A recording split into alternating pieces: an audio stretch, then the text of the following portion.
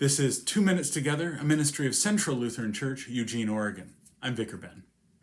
This week, in the second Sunday of Advent, we have a reading about John the Baptizer, and it reads, "The voice of the one crying out in the wilderness, prepare the way of the Lord, make his paths straight.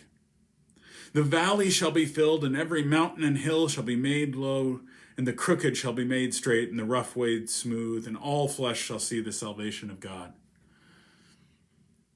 The voice of the one from the wilderness. Whenever you hear about wilderness in the Bible, it's not talking about a physical location. There were a lot of uninhabited places around Israel, but that's not actually what's being said. Wilderness meant uninhabitable spaces. It was spaces that could not be ordered or understood. And what's more, they were places that they understood was where people didn't dwell, and thereby they did not expect that God dwelt there either. So, for example, when Moses is in the wilderness, they're in a place that cannot be lived in, and they expect they are abandoned by God. Of course, they're not really abandoned by God, but they thought they were.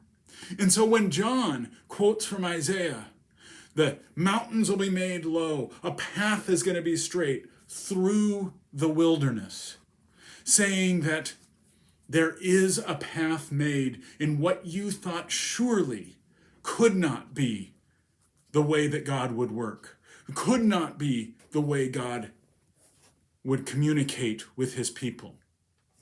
God acts through those places in ways we can't imagine. The wilderness has become the highway. God's power becomes incarnate.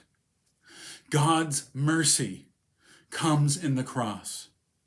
God's love reaches all people at all times, beyond the bounds of Israel or beyond the bounds of any particular community.